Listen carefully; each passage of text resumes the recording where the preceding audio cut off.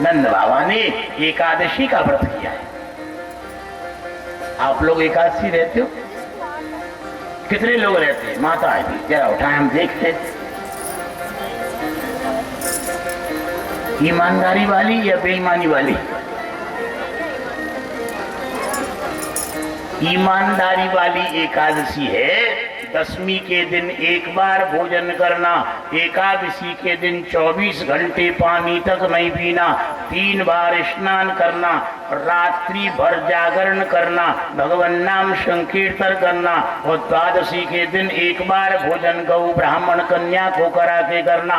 ये ईमानदारी वाली 100% फल देने वाली एकादशी है। इसमें है कोई ऐसा?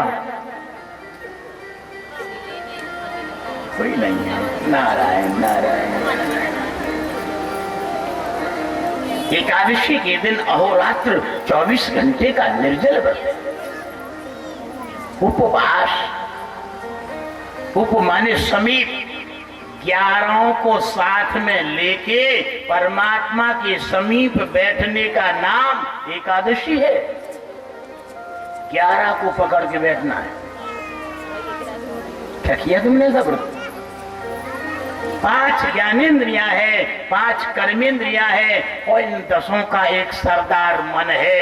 इन 11 को इकट्ठा करके भगवान के पास 24 घंटे के लिए बिठाल देने का नाम एकादशी व्रत है।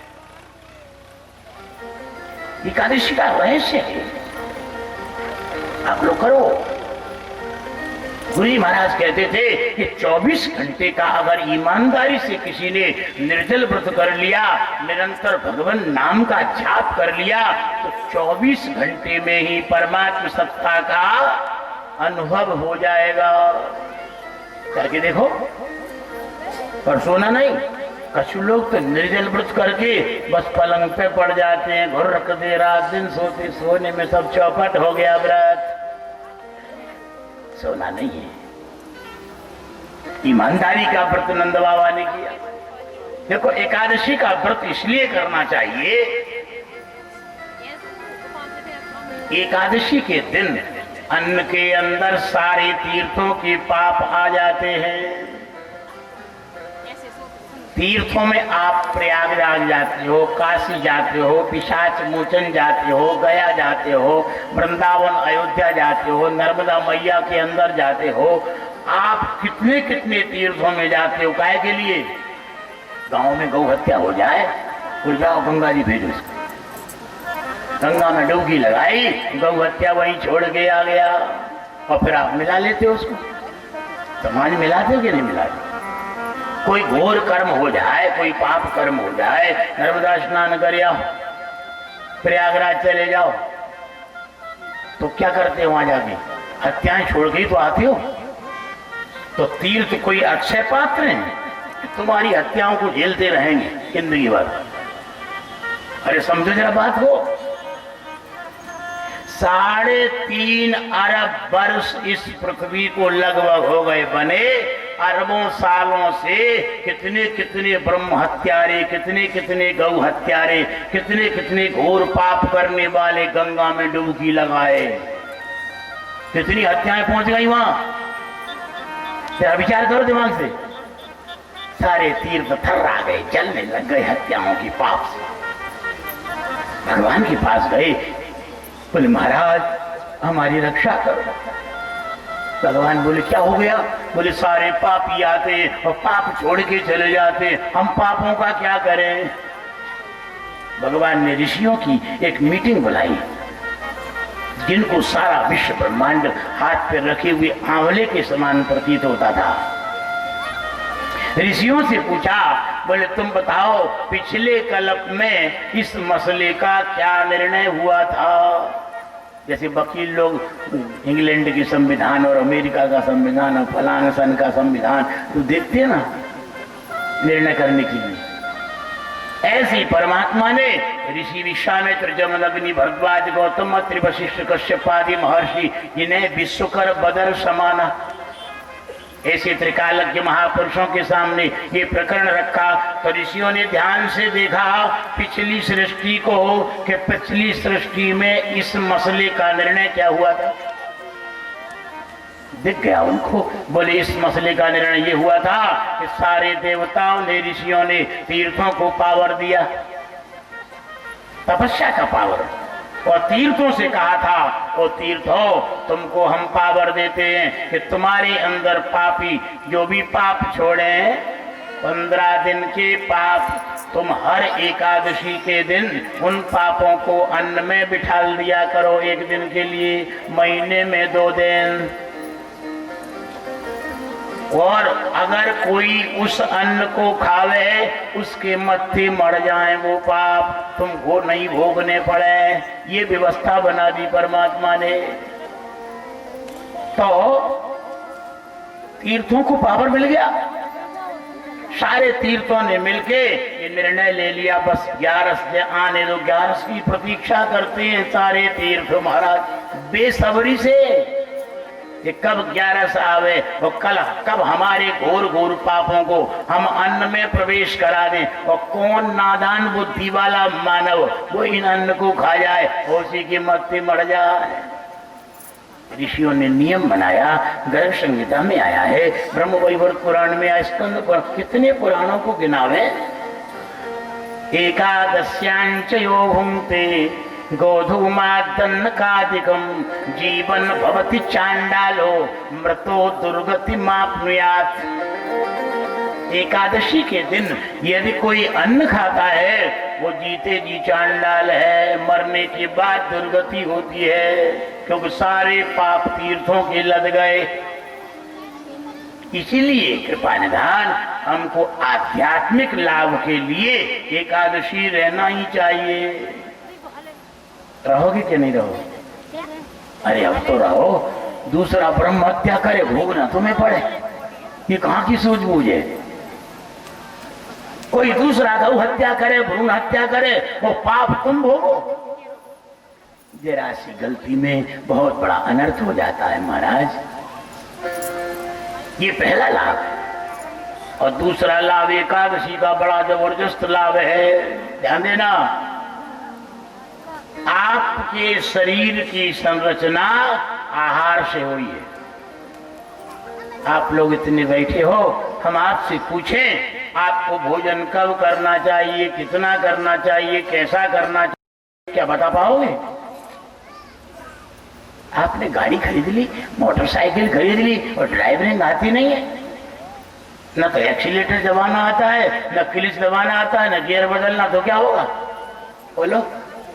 अरे एक्सीडेंट होगा, कहते क्यों नहीं, मरोगे बेमौत। यही हो रहा है। शरीर रूपी गाड़ी तो खरीद ली किंतु शरीर को चलाना आता नहीं है। कब भोजन करना चाहिए? भोजन कब करे, वो कितना करे, कैसा करे, ये 3 प्रश्न है तुम्हारे सामने। ये रोज का मसला है महाराज। कोई कहता भूख लगे तब करे, कोई कहता 12 बजे तब करे, कोई कहता रात में 8 बजे तब करे। ये भोजन करने का समय नहीं है। भोजन करने का समय है तुम्हारा शरीर 100% भोजन मांगने लगे। कब मांगता है तुम्हारा शरीर भोजन? हमारे शास्त्र में ऋषियों ने बताया भोजन कब करे। बोले सृष्टिर बिडमूत्र बाता नाम शरीरस्य च लाघवम उद्गार शुद्धिर्वैषद्यो वैमल्यम हृदयस्य च प्रकांक्षा कुक्ष शैथिल्यम अन्नकालम विदुर्बुधाओ मानवो।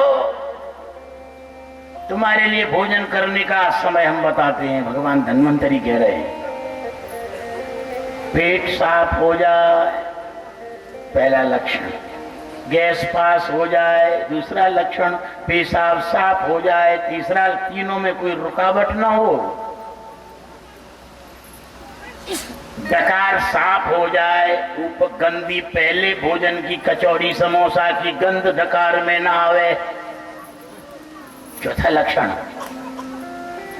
और भोजन करने के पहले इतनी मेहनत हो जाए, इतनी दंड बैठक लगा लो, इतनी दौड़ लगा लो, इतना परिश्रम कर लो कि शरीर पसीना पसीना हो जाए। ऐसे कितने लोग हैं जो भोजन के पहले शरीर को पसीना पसीना करके फिर भोजन करते। बोलो, उठाओ हाथ। 3 हाथ उठे बस, गजब हो गया। कितना परसेंटेज डाउन है। क्या होगा? भोजन के पहले पांचवा लक्षण है कि शरीर से इतनी मेहनत हो जाए कि शरीर में पसीना 3.5 करोड़ रोमकूपों से जो गंदगी है बाहर निकल जाए। और वैमल्यम हृदय से छोड़, हृदय बिल्कुल निर्मल हो जाए, शरीर फूल जैसा हल्का हो जाए। 7वां लक्षण है कि पेट बिल्कुल नरम हो जाए। पेट लोगों के अक्सर कड़कई बने रहते हैं। कड़क पेट में भोजन करोगे तो अकाल मौत मरोगे, पक्की बात है, स्टंप लिख दें। प्राचीन काल की कहावत है, पेट नरम पैर गरम सिर ठंडा, और डॉक्टर वैद्य आवे तो लगाओ डंडा। तुम्हारा शरीर पूरा स्वस्थ है। पेट नरम, पैर गरम और सिर ठंडा। सिर ठंडा है तो तुम्हारा दिमाग क्रोधित नहीं होगा। पेट नरम है तो तुम्हारा भोजन अच्छी तरह से पचेगा। पैर गर्म है तो तुम्हारी जीवनी शक्ति अभी अच्छी तरह से व्यवस्थित है। नहीं तो पैर ठंडे हो गए ठंडे तो गोविंदाय नमो नमः। कहती जाके तो पैर ही ठंडे हो गए बस, ठंडे हो गए। इसलिए पैर गर्म रहना चाहिए और पेट नरम रहना चाहिए। और ध्यान देना, आज 7वां लक्षण है भूख का, कि भोजन करने की प्रबल इच्छा जागृत हो जाए। तुम्हारा मन नखरे न करे, हमें मूंग की दाल अच्छी नहीं लगती, हमें कढ़ी अच्छी नहीं लगती, हमें लौकी की सब्जी अच्छी नहीं लगती, हमें बथुआ की भाजी अच्छी नहीं। ऐसे नखरे अगर मन कर रहा है, अभी तुमको पक्की और सच्ची भूख नहीं लगी, वो तो झूठी भूख है महाराज। बोलो, ये 7 लक्षण पूरी तरह से घट जाए और तब भोजन करे। ये पहले प्रश्न का उत्तर है महाराज। भोजन कब करो? नोट कर लो, ये 7 लक्षण घटने के बाद भोजन करो, तुम लंबा जीवन जियोगे। ध्यान देना, अकाल मौत से नहीं मरोगे। कितना करो भोजन? ये दूसरा प्रश्न, कितना करो? अरे बुरा सा मत भर लेना, नहीं तो बड़ी गड़बड़ी हो जाएगी। अरे बाप, आजकल तो पेटों को तो कचरा दान बना लिया, कचरा दान। और कचरे दान में क्या क्या फेंकते हो? पनी भी फेंक दो, दोना भी फेंक दो, कुल्हड़ भी फेंक दो, महाराज पत्थर भी फेंक दो, कचरा भी फेंक दो, तो साफ कूड़ा कचरा। ऐसे ही पेट को बना रखा है कचरा दान। भोजन कितना करे बता दे, कहो तो नहीं करे अन्य कछु मानो तो हैरान हो न खाए मत दो। बोलो, भोजन कितना करो? पेट का पता न चले उतना भोजन करो। पेट का पता कब नहीं चलता है? यदि तुम भूखे रहोगे तो भी तुम्हारी नजर पेट पे जाएगी। यदि ज्यादा पेट भर लोगे तो भी तुम अड़ेला हो जाओगे, बैठ नहीं पाओगे, पेट पे ही नजर जाएगी। भोजन कितना करो? पेट का पता न चले। अच्छा, पेट का पता कब नहीं चलता है? क्या 4 रोटी खाने से पता नहीं चलेगा? क्या 8 रोटी खाने से पता नहीं चलेगा? ये सब गलत थर्मामीटर है। पेट का पता तब नहीं चलता है जब तुम्हारा मन बहुत तीव्र भूख में, उससे पूछो कितना खाएगा, किड़मिड़ा के भूख लगी हो तुम्हारी भाषा में, और मन से पूछो क्यों रे मन कितना खाएगा, तो उस समय मन कहे कि मैं 10 रोटी खाऊंगा, किसी का मन कहे कि मैं 5 खाऊंगा। ध्यान देना, अगर 10 की मन की मांग है तो तुम्हारे शरीर की मांग 5 रोटी है। अगर 5 की मन की मांग है तो तुम्हारे शरीर की मांग 2.5 रोटी है। भोजन आधे पेट करो। कितना भोजन करे? आधा पेट। 10 की इच्छा है 5, 5 की इच्छा है 2.5, और 1 की इच्छा है तो आधी, वो आधी की इच्छा है तो 1/4। मरोगे नहीं गारंटी हमारी, बल्कि लंबा जीवन जियोगे। बिना भूख एक भी कौर यदि तुमने खाया है तो मौत को बुलाया है। बिना भूख नहीं खाना। कितना भोजन करना? भोजन आधे पेट करो, दूना पानी पियो, और तिगुना श्रम चौगुन खुशी, वर्ष 125 जियो। 125 साल जिंदा रहना है। कौन मरना चाहेगा 40-50 में? कौन मरना चाहेगा 70-80 में? अरे 125 साल जिंदा रहो। हमारे गुरुजी चैलेंज देते थे, आधा पेट भोजन करो।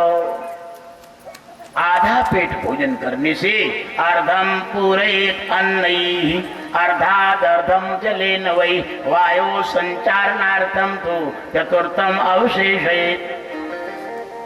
आधा पेट भोजन करो, दूना पानी पियो, तिगुना श्रम करो, चौगुना परिश्रम करो, और चौगुना हर हालत में प्रसन्न रहो। पॉजिटिव थिंकिंग, सकारात्मक सोच रखो। घर में भले ही मृत्यु हो जाए, बिल्कुल शोक मत मनाओ, क्योंकि जो प्रारब्ध का विधान है वो तो हो के रहेगा। तुम्हारे शोक करने से क्या होगा? ध्यान देना, सदा मुस्कुराते रहो, सदा प्रसन्न रहो। ये जीवन जीने की कला है। एकादशी का व्रत इसलिए करना है कि हर विभाग में छुट्टी होती है, तो पेट के विभाग को कम से कम 15 दिन में एक दिन छुट्टी मना लो, तो तुम्हारा जीवन स्वस्थ रहेगा, निर्मल रहेगा, कल्याण वाला रहेगा, और बहुत कुछ अन्न की बचत भी हो जाएगी। इसलिए अगर निर्जल व्रत न कर पाओ तो पहले आप नियम से एकादशी के दिन अन्न के दोष से बचने के लिए फलाहार करके भी रह सकते हो। अगर पूरा फल न मिले तो कम से कम पाप तो मत्थे नहीं चढ़ेंगे। घर में एकदम हड़ताल कर दो, एकादशी के दिन रोटी नहीं बनेगी। जो रोटी देता है या रोटी खिलाता है वो भी नरक में जाता है। खाने वाला तो जाएगा ही, खिलाने वाला भी नरक में जाएगा।